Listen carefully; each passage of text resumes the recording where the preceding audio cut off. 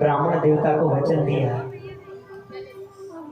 ब्राह्मण देवता के प्राणांत हो जाते हैं और ब्राह्मण के बेटे अपने पिता का अंतिम संस्कार करते हैं। समय व्यतीत हुआ मेरे प्रभु, जड़ भरत जी महाराज अपने भाई और भौजाइयों के पास में रहने लगे। एक बात बताया मेरे प्रभु, ये जो भाई होते हैं ना, ये भाई तो बहुत अच्छे होते हैं, लेकिन ये जो भौजाई होती है ना, राम राम, भाई भाई में ऐसा करवा देती है ये भौजाई। तुम बुरा मत मानियो देवी, हम तुम्हारी नाई कह रहे हैं, यहाँ की भौजाई तो बहुत अच्छी है भैया, हम तो दूसरी जगह की बात कर रहे हैं, तुम बुरा मत मानियो। बरसात का समय आया, चतुर्मास का समय, बरसात हो रही है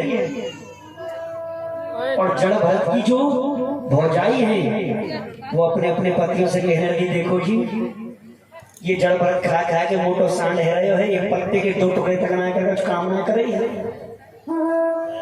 अब देखो बरसात हो रही है, हमारा खेतों का पानी दूसरे खेतों में जावे है, तो अपने इस भाई जड़ भरत को कम से कम मड़ई बनाने के लिए, डोर बनाने के लिए भेज दो, जैसे हमारे खेतों को पानी हमारे खेत में रुक जाएगा।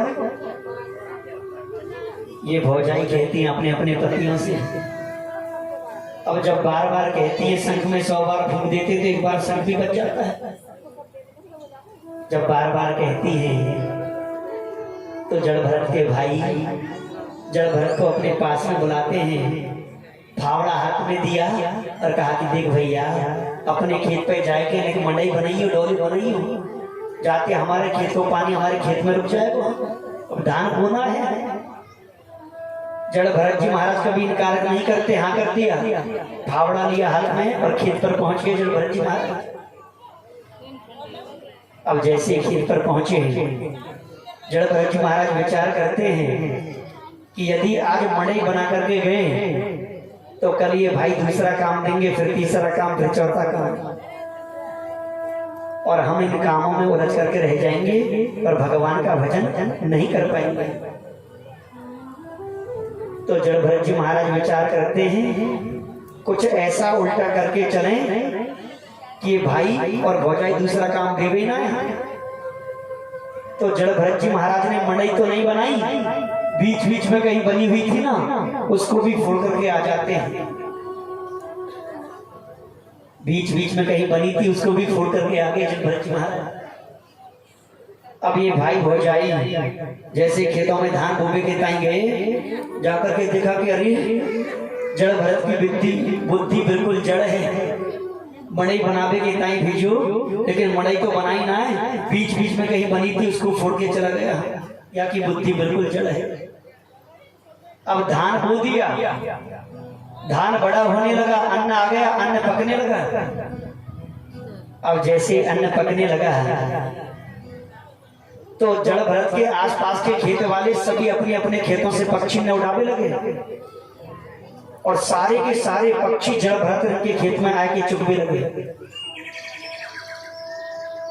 अब जड़ भरत की भौजाई कहती है अपने अपने पतियों से, देखो जी हमारे खेत के आसपास के सबरे अपने अपने खेतों से पक्षी न उड़ा रहे हैं और सारे पक्षी हमारे खेत में आके चुग रहे हैं, ऐसा करो ना, या जड़ भरत को ही पक्षी उड़ावे के ताई भेज दो, गले में पीपा लटका दो, 2 डंडी दे दो हाथ में, और अपने खेत पे जाके जोर जोर से पीपे में मारेगा तो सबरे पक्षी उड़ जाएंगे।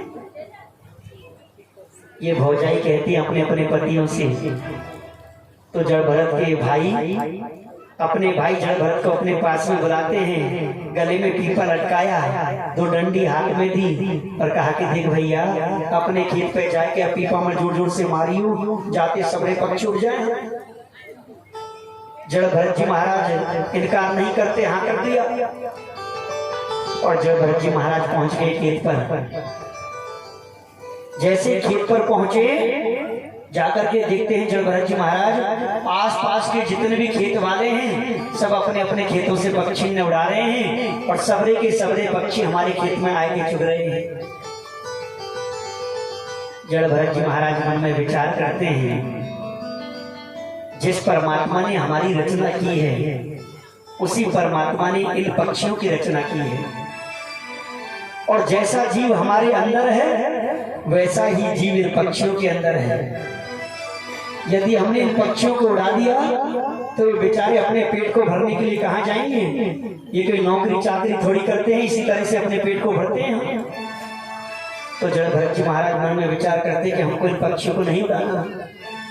जड़ भरत जी मन में विचार करते कि ऐसा नहीं हो, हमारे गले में इस पीपे को लटका हुआ देख करके ये पक्षी वैसे डर के उड़ जाएं। तो जड़ भरत जी महाराज अपने बीचों बीच खेत में छुप करके बैठ जाते हैं, कोई पक्षी हमको देखना है ले। बीचों बीच खेत में जाके छुप करके बैठ गए जड़ भरत जी महाराज। और जड़ भरत जी महाराज गाने लगे, राम